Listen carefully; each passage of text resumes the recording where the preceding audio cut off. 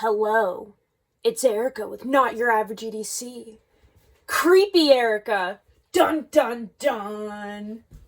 How's it going, fam? It's Erica with Not Your Average EDC. I dyed my hair black, so now we're dark and spooky. Ooh, creepy. Don't know why I did this. It was kind of like a spur of the moment thing, and yeah, we have black hairs now. How creepy is that? Today, guys, we are going to strop up the Chris Reeve Small Inkosi. That's what we're doing. I've been meaning to do this for a while. I wanted to do a stropping video and see how quickly we can get an edge back on this. So I'm going to lower you guys down. Kind of just a relaxed video today. We're going to use our TRM strop here. This is one that has two sides. It has bare leather, and this is very hard leather. It's smooth, but it has like a little bit of fuzz to it. See? You can kind of move those fuzzies around, but it's very hard and smooth. So it has that, and then on the other side we just have green compound. I'm not sure what grit this is, but if I were to guess, probably 5,000, I would think. Something like that. It gives a polish. This is one of the best strops I've ever used. I've had this for a very long time, and TRM sent it over for me to try out, basically, and I just can't recommend it enough. It's very beautiful, and I love how long it is because it just makes sharpening such a quick process since you have so much surface area to work with. So this is what we're going to use today. I have not used this on the Inkosi yet, I don't think. So we're just going to see how it goes. Let me lower you guys down to somewhere. I should have planned this video more, but I had a wild night last night, so I'm just mildly recovering. Please forgive me for being slow. It was a wild night. Yeah, let's lower you guys down and see if we can kind of get a better angle here. Also, you can't really see it, but peep the seasoning. A friend of mine, Josh, sent me a huge care package with a whole bunch of cool stuff in it, and I'm giving you a shout out right now, Josh. I'm excited to try the seasoning. He sent some really funny stuff along, really funny. I don't even know what to do with one of the things, and you know exactly what I'm talking about. Okay, so this should work, right, guys? Yeah, you can kind of see. Let's just pretend here. Yeah, this'll work. Sorry for the dirty cup in the sink. Alright. So I did already clean this blade off.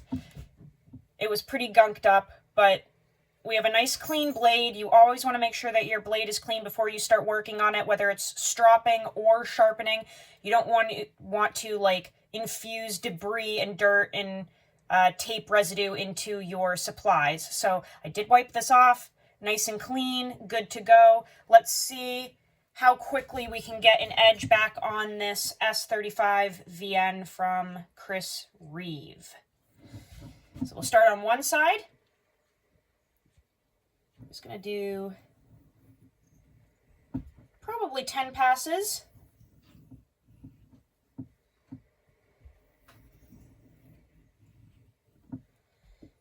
And then we'll do 10 on the other and kind of see where we're at.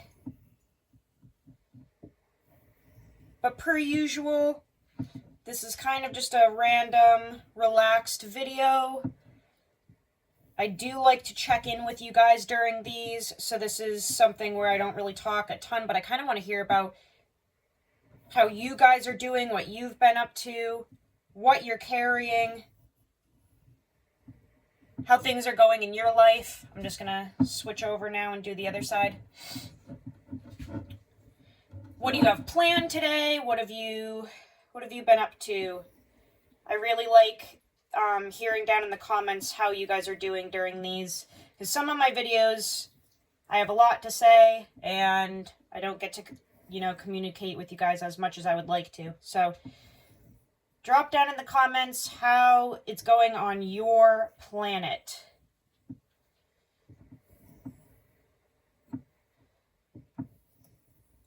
This strop is just so nice. I cannot recommend this enough. Like, I have a lot of strops. I have a lot of sharpening supplies that I have accumulated over the years. But I will say, this is the best, like, quality and configuration of strop that I have used to date, I would say. Because the length is just...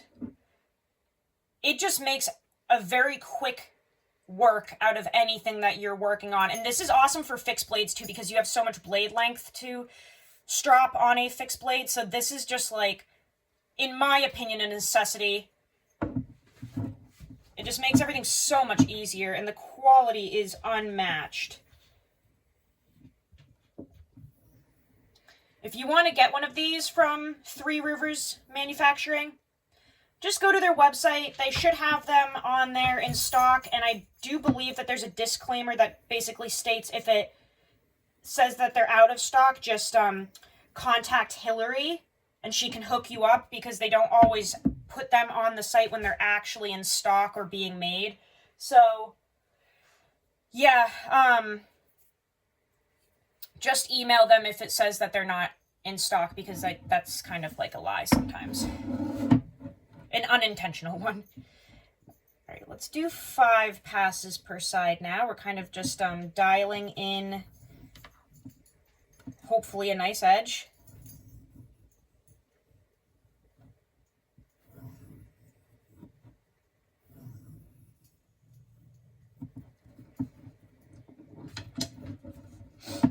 This was a frickin' butter knife before. I'm hoping it actually does strop back, because I really kind of ran it into the ground this time. I've been absolutely beating on this Inkosi because I already know that I love the Sebenza. I've had like a love-hate relationship with the Inkosi because of the finger grooves. So I have been putting a lot of time into like really using this and seeing if those actually are obtrusive to my usage. So this has been getting a lot of bonding time with me.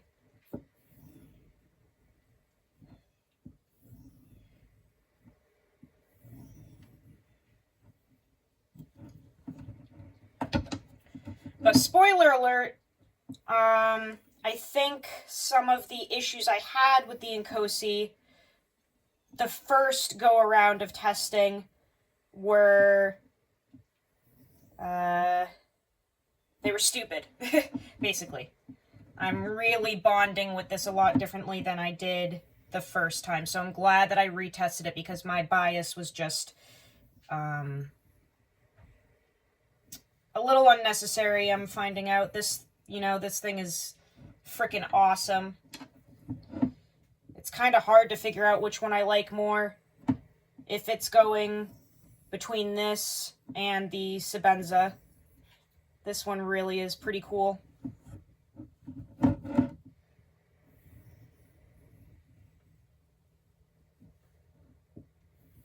They're just two totally different animals,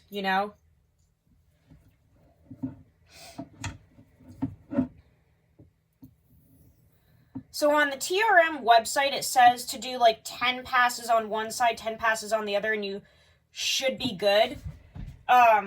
I like to do that, but then I kind of like to like dwindle down to back and forth passes.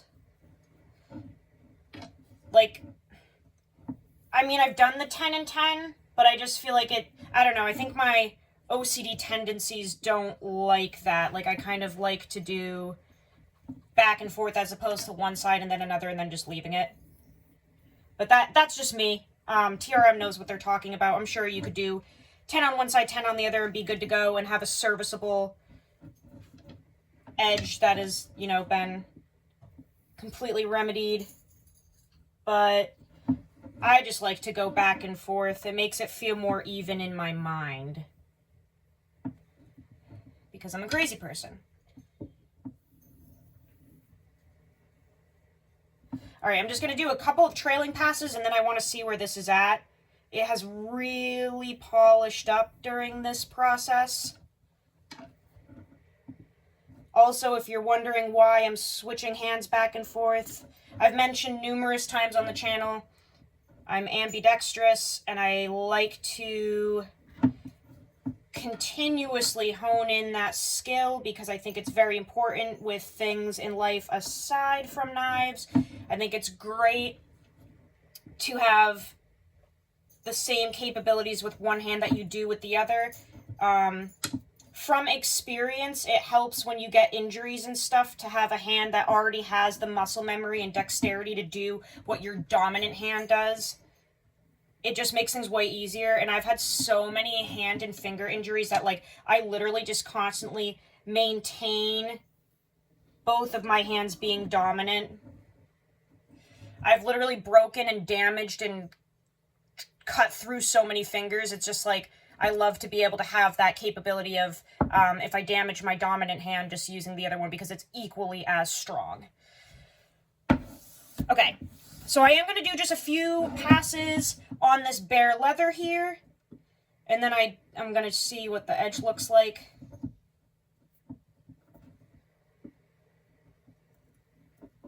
And this is, like I said, very, very hard leather. So it really does not have any give at all. And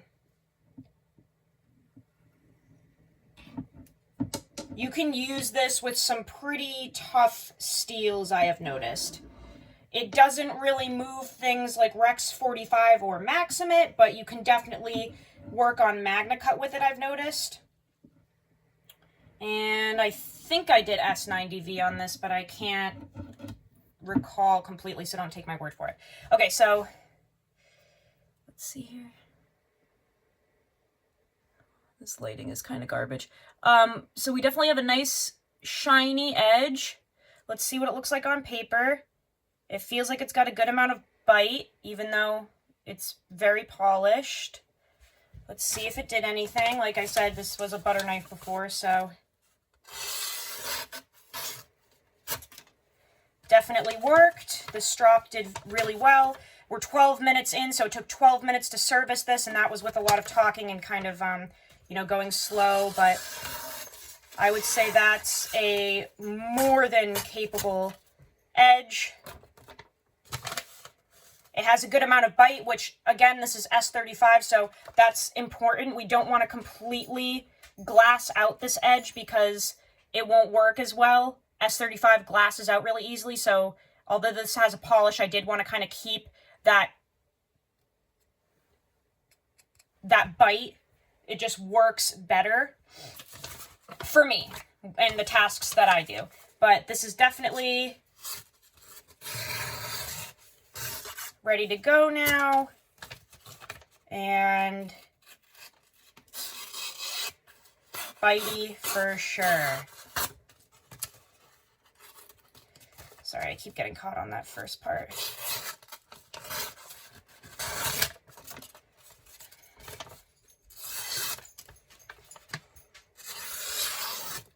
Yeah.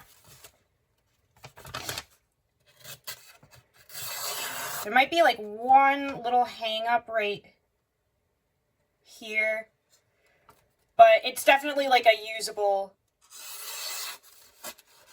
edge, and I'm also hitting the folds. If my drunk ass could get it together, that'd be great for a video, right? So hungover. All right, yeah, so there's that. Pretty quick and easy with this knife. Nice sharp edge. The hang-ups that you're seeing are predominantly drunk user error, shaky hands. But that's what I've got for you guys today. So go use your shit, learn how to sharpen and strop your knives, and we'll see you on the next video. I love you all very, very much. Goodbye.